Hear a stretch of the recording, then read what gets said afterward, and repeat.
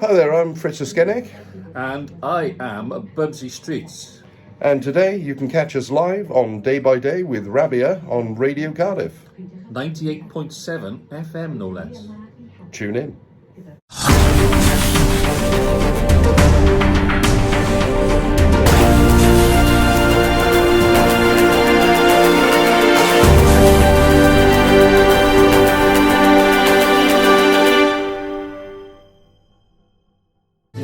Good afternoon, Cardiff. This is Rabya Wahid, and you are tuned in to Day by Day. It's Monday, the 13th of June today. My God, the year has already flown by, and I hope you guys are doing okay. The sun is kind of shining. Good weather. Good weather. Cannot complain. I have two special guests with me today on the show. The one is obviously he's been on my show a couple of times, who is Fritz-Streets from Fritz-Streets Films. Fritz-Streets Films. Yes, and today we have another gentleman with us, and his name is Nigel, who is from Bubsy Street Films. Well, that's my new name. That's my new working name. We've just been working on that. So my real name is Nigel Streeter, but I'm known as Bubsy Streets for this purpose. Great. Great that you've explained that for us. If you want to send us questions, our Twitter handle is at Radio Cardiff, or you could simply email me, Rabya at radiocardiff.org. And all I would say is stay tuned for a wonderful interview. Okay, we're back, not with a bang though, but excuse me, with two guests. I have got Nigel here and Fritz. Is that okay if I call you guys from first whatever names? you like. Go on. Yeah. Go ahead, guys. Just tell our listeners all about it. What's up? What's going on? And especially you, Nigel, because I know Fritz is kind of house guests. Is that the term that he's been on And our house show? trained. House trained, and our listeners are familiar with him. But we'll start with Nigel today. Nigel, tell our listeners all about you. All about me. Oh, that'll take a while. I used to be a police officer for 30 years and retired some time back now. And then I got to do all the things that I've always wanted to do since I was a young man. And they've always been sort of there in the background. So I'll just tell you very briefly how we met. I answered an advert to go do this rather strange little thing in Surrey over in a car park area. And Fritz was the other person, the other actor. And as it happened, we got talking, and I asked him what it was that he does, and he says, "Oh, I make films." Oh, right, okay. So my ears pricked up, and I thought, that's interesting. And then he explained to me that for the purpose of this stuff that we're doing now, it's all done with iPads, iPhones, and MacBook. I know, right? Yeah. That actually, interrupting you there, did jump kind of on me. I was like, how come you not using any cameras, and the quality is so amazing? How come you're not using any proper film stuff or equipment? And that's very clever thing about your films. Well, the idea was I'm actually set up something called, I was the founder of something called Film Focus Wales, which is, if you like, the as you would say, the proper side of filmmaking. But for this specifically, we wanted to make sure that we could show people that they can actually make films without having £25,000 cameras and loads of different sound equipment. Sort of lead by example, show people they can tell their own stories without having to spend a fortune on camera equipment. And so the idea was that we've always tried as much as possible to stick to just using that, because an important part of Fritz-Streets Films, as far as we're concerned, is to try and encourage people to get out and tell their stories and to show them it's doable. Great. Fritz, do you have anything to add to that? No, that pretty much covers what we've got and everything. We do. We go out and, we're doing all sorts of things. We're doing everything from mental health awareness films to poetry videos, music videos. And of course, with yourself, we've done a few podcasts as well, haven't we? So we're kind of dabbling in all areas if we can with it. And touching on mental health, how has it helped you? And I know it's a very cliche question, but people out there who are listening to you at the moment who don't feel motivated or don't feel utilized, but they want to do something to help them feel better. How has it helped you? And yeah, any suggestions for our listeners? Well, it's what a term what we tend to think of as creative therapy. I'm not sure who coined the phrase sort of thing, but it's essentially finding something creative that you can do. You know, it doesn't have to be filmmaking. It doesn't have to be music. It could, you know, it could be art on a stage. You know, painting and such like. But it's the sense of achievement you get from it. It's the distraction from what's going on in your mind while you're actually doing it.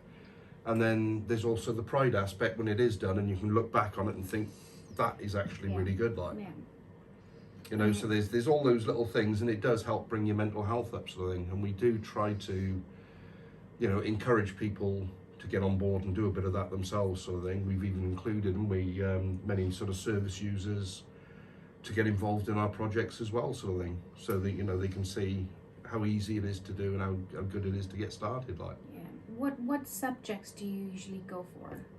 Again, it's I know it's there's quite a lot, mix and match, isn't it? You know, because we do music, and the music can range anything from like comedy stuff through to rock stuff through to acoustic stuff, and the themes again, you know, it'll either be mental health, or it'll be storytelling songs, or it could be love songs. You know, it could be whatever you're inspired by that day. I think the main thing is the fact that to be creative is a wonderful thing. And there's a lot of people out there who think that they can't do it because they don't have this, they don't have that.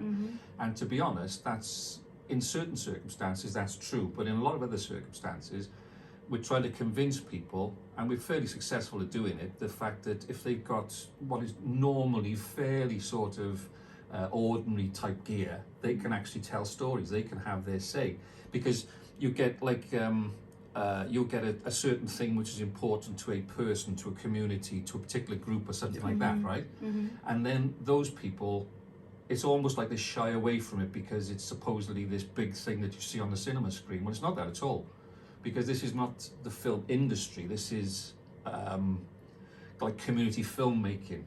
And we've always done our best to sort of stick to that, to be true to it, sort of thing. Well, I think Tarantino said, didn't he, Quentin Tarantino, when everybody was asking how do you become a filmmaker, sort of thing, and he said essentially all you really need is a story, something to film it on, and the motivation to go out there and do it. So essentially that is he said you've got those three things, then you're a filmmaker. Yeah, and I mean at times with mental health or not feeling 100% is you lack motivation. Yeah, there is a lot of that, and I think that's with me and Nigel, sort of thing. When we are in that stage, we do kind of lean on each other, don't we, to get motivated to get out there and do it.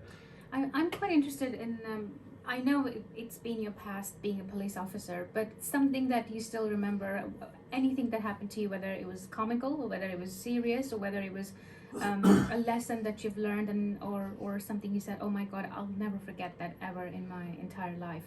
Do share that with us. What, like a story? Anything. Okay. Something happened. I mean, you had quite a long career. Do you remember when the Cardiff City Football Club used to be in Bessemer Road? Not sorry, Bessemer, in Ninian Park Road, sorry. I see, yeah? okay. And opposite there used to be like a load of old factories. It's just all changed now, and it's all new businesses. But there used to be an old factory, and there was one called DC Vision, I think it was called. And they had a burglar alarm go off there one night, and they were reported as people actually being on the premises. So I turn up there, and I decide to actually sort of tell other people to come along as well.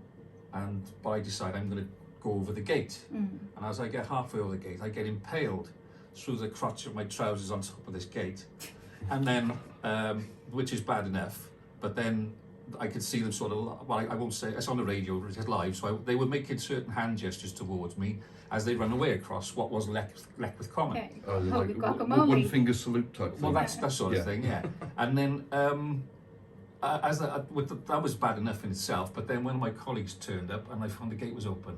So they actually swung the gate wide open with me on top of it. God. And I'm watching as they get to arrest all these other people, and I'm looking at this whitewashed wall. So that's my claim to fame, get myself skewered on top of this gate.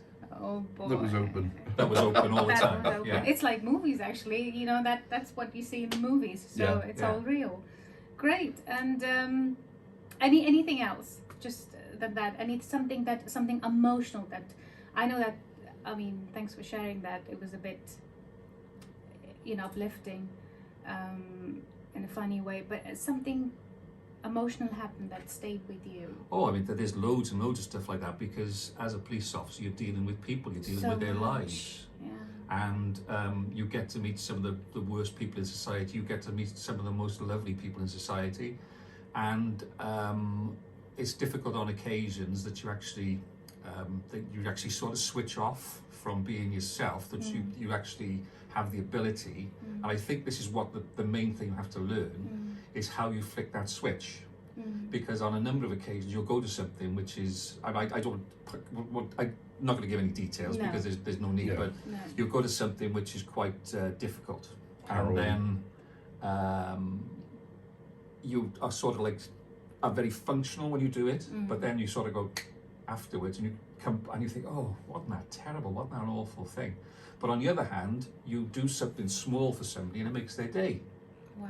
Or it actually makes them, whatever the problem was, and you've solved that problem relatively simply, and that was the reward of doing the job. So it's both sides, really. But you were saying in that last mental health thing we were doing, the cumulative effect of some of the negative stuff you experienced while you were in the forces. It was quite strange, really, because I was one of the strong roofs. I was always the one who was going to be quite capable. I was always the one that was going to get through these things and sail through them. And having spoken to some of my colleagues, they always thought I was the competent one. I was the one who was going to do fine. Yeah. And then all of a sudden, when I had about 24 years service in, I basically crashed. Hence my interest in trying to help people with mental health issues now and well-being. And that was told to me, that wasn't a traumatic incident, that was the amount of things that I dealt with as a police officer accumulating over the years. And it was one thing on top of another, and eventually the weight got too much. Much to my surprise. Pushed to the background for so long, haven't you? Like I describe it as the roof caved in, sort of thing. Yeah. Hence the reason. I mean, that's something I wouldn't wish on anybody, but that then gave me my interest in trying to help other people in making sure that they understand when their normal, whatever that is, we've all got a different normal, starts going wrong. Yeah. So that's why we talk about it's okay to say, and people should, if they want to, only if they ever want to, talk about mental health and how they feel. Yeah. Yeah. Quite brave. Yeah. Like I said, it's a very vast subject, mental health, and it's still a taboo, believe it or not. I've interviewed so many people, so many organizations, and it's still a massive taboo. And what's so amazing, and I'm being facetious here, that the people who are in charge of it, mental health people or NHS or GP, they still haven't got the grip of how to help people. Yeah. And you all are just, It's all very experimental, isn't it? They just like and they tablets all you, see put what you in the sticks like. same group. Everyone received the same letter. I know that the show is about you guys, but just I lost my brother and I needed some therapy too. Sort of grief counselling. The grief counselling. Now that's not mental health, or I'm having attacks or something. It's a simple to learn that I have not attended his funeral. I've lost my brother. I was very close to him. How to and it was all the lockdown thing and everything. It was a lockdown thing. Yeah. It was the way he died. He was miles away, thousands of miles away, and I get this very standard letter. Do you have images? Do you hear sounds, or do you, it was like a PTSD kind of thing. And I'm like, how in God's name is gonna help me? They just measure you with the same how do I put it? Everybody's just being looked at. Oh, yeah, no, they do. It's almost like a tick in the boxes. Thank thing, you. That was the term I found when I've been in looking for mental health, because as you know I'm schizophrenic and that, so. And when I've been in, they want to put me through an assessment period, and it's just like, well, I don't need assessment. I just want a one-to-one to talk to someone. Exactly. You already know my condition, yeah. So you don't need to be putting me through this assessment again. And believe me or not, that puts you off, because it's like, do you one think of I'm the crazy? One of the biggies is, are you feeling suicidal? Exactly. So if you tick that box, they'll see you, but there's also a good chance they'll section you as well. So you just got to watch which side of the line you walk in. No, I'm not suicidal. No images. Obviously, images are bothering me because I've just lost my brother. So what I'm trying to say is, whatever you guys are doing is not just creative, it's quite brave as well, because it's really hard to express what you're feeling and how you're feeling. Either it's on the paper or it's either through films. Tell us about your future projects. Well, Or the things that you're working on now? the things that we're working on now, we go back slightly because I managed to get it's a relatively small amount of money, but some money off, funnily enough, National Health Service. Oh boy, they're- did I make a boo-boo now? No, that's all right because it sort of feeds into what you were just saying because there are means by which you can actually get money from the National Health Service to actually do the sort of stuff that we've been doing. Cool. But It's kind of it's raising awareness. disjointed. It's thing, not. It's like everything's in little different pots. Do you Yeah. know what I mean? And I applied for some money for well-being projects, and we've just done a number of things. You can actually see them on our Facebook page, Fritz-Streets Films on Facebook. So if you go in there, you can see some of the projects we've done. Previously, we did those not so long ago, and they're all, as long as they've got the theme of well-being and wellness and dealing with sort of things like loneliness and isolation, stuff like that, then that's what it's for. So we allocate little pots of money to do those particular things. So if you like, that is in one box, but generally speaking, Film Focus Wales has, again, not a huge amount of money, but some money to do general projects. And we're doing a project which we started 4 years ago. Yeah.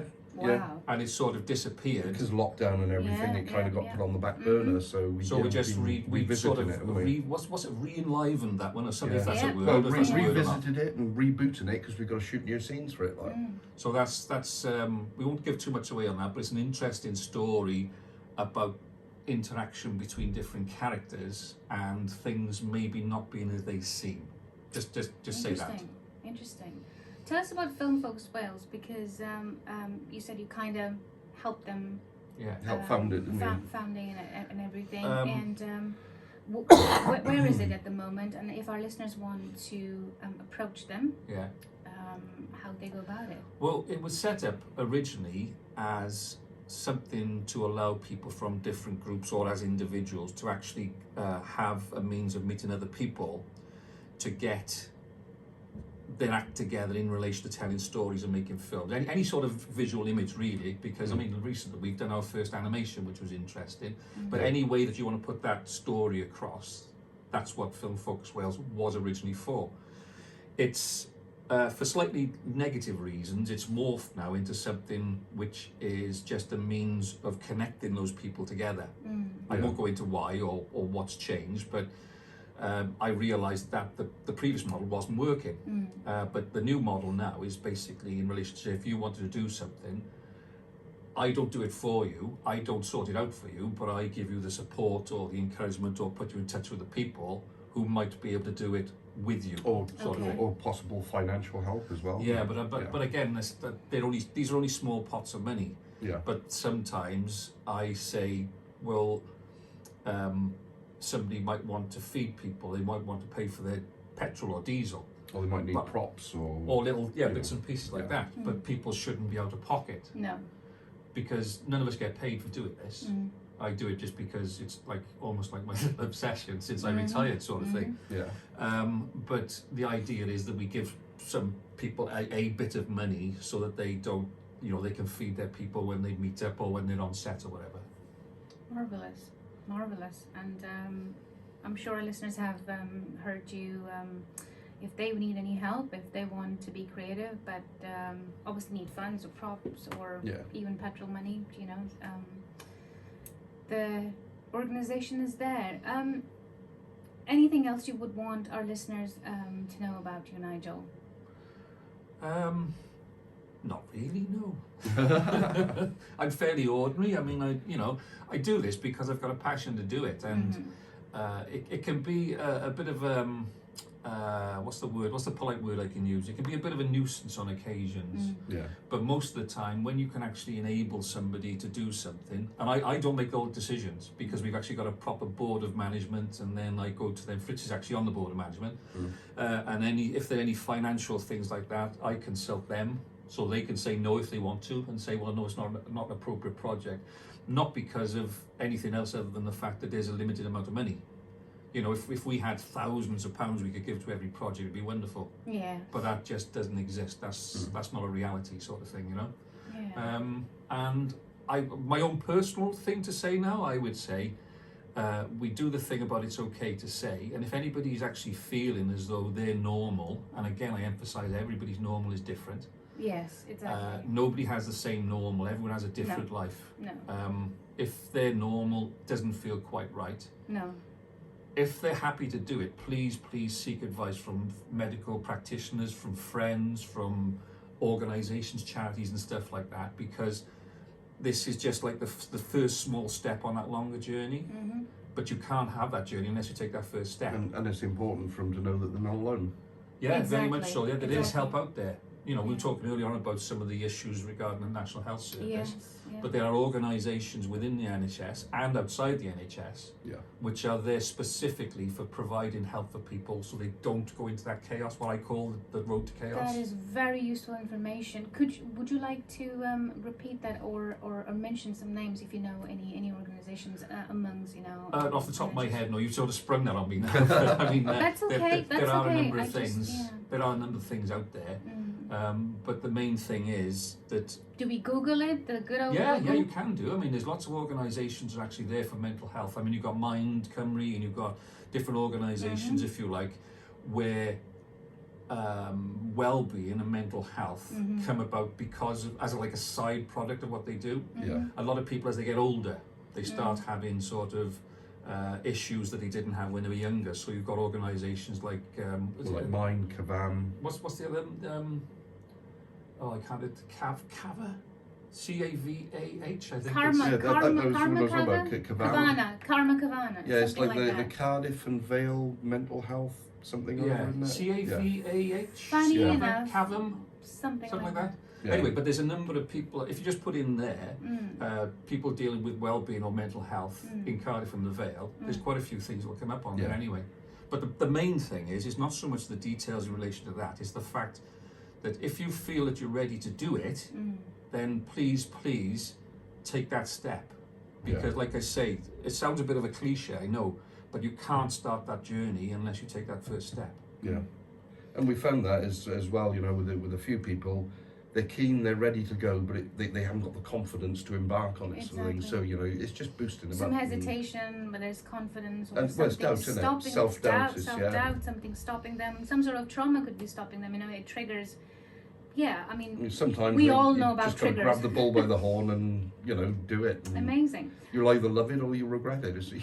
Exactly. I always ask my guests as a tradition that if they had a favorite song, which I won't play today because I wanted to take as much time as we have between you two and talk and enlighten our listeners and enjoy my interview with you guys. So kind of selfish. But I will ask the second question. If you had one thing today for our listeners to take away from this interview, a message, it could be anything, you can quote something, one thing, I'll ask you, and Nigel, both Fritz and Nigel, what would that be? Go on, you want to go first? No, that's why you go first. Oh, you I gotta get time to think. think about it. I'll go first. I will see you guys tomorrow, as you know, with day by day with another guest. Hopefully it'll give some time to Nigel to think about the message. Okay, got it now. Ready? Good, yes. Okay. I go back to what I just said. I'll put it in different terms, but what I'm talking about is the fact is, and I was thinking, when you said about a song, right, I was thinking of James Taylor, You've Got a Friend. So it's along those sort of lines in relation to the fact that people, when they reach out, will normally find, I mean, it's not guaranteed, but will normally find that through one thing or another, they do have a friend, and they will have somebody who will lend them an ear, and they will listen. And a shoulder. Yeah, and a shoulder to cry on if necessary. But this is not all about being sad. This is about finding a solution. This is about putting people back on the right path. Amazing message. Fritz, your turn. Okay, well, first of all, one of the things that me and Nigel always, it's one of our themes in our videos and stuff, is it's okay to say. And that is, across the board, always the way, I create in the darkness that I may walk in the light. And, that's a good place to come from with the mental health angle, because you're always, you do end up in those dark places. Yeah. And if you can create, it will give you that path back to the light, sort of thing. Absolutely. And if I was thinking of a song, one that's been buzzing around my head for most of the week has been David Bowie, Life on Mars. Wow. Yeah. Cool. Yeah, I give a rather loud rendition of it round oldies the other day, much to the chagrin of my mother. Great. Well, it has been an absolute pleasure having you both, and I mean it. Absolute pleasure, and you're more than welcome again, you know. Well, thank you for having us on. Oh, indeed. Thank you for having us on. And if you want to check us out, you can find us at videos-wise. Yes, please. Fritz-Streets on the YouTube page. So type in Fritz-Streets. Yeah. And if you want to find us on Facebook and Instagram, well, Facebook will be Fritz-Streets Films. There's also the Fritz-Streets page, the Community Connect page. And I've got a Fractured Persona page as well, which is mainly dedicated to my music. Yeah. So it's like got my album songs and stuff, and a lot of it's mental health related and all that sort of thing. Like. Great. Well, like I said, it has been an absolute pleasure. To my listeners, I hope you gained a lot from today's interview, a lot of information, a lot of fun, and reality, really. You know, it's okay to say, like Fritz just mentioned, it's okay to talk about it, and try and motivate yourself. Try and get out there and do something, even if it's getting Even out of if you your don't house. show anyone else. Exactly. You know, it could be something you film, Exactly. and you don't have to show anyone, but it's just taking that step, taking that step Absolutely. forward. I will speak to you guys tomorrow, same day, same time, same channel, with a brand new episode of Day by Day. Until then, take very, very good care of yourselves. Thanks ever so much, and goodbye. Day by Day with Rabya Wahid. It's life as we live it It flies by. on Radio Cardiff. Yeah.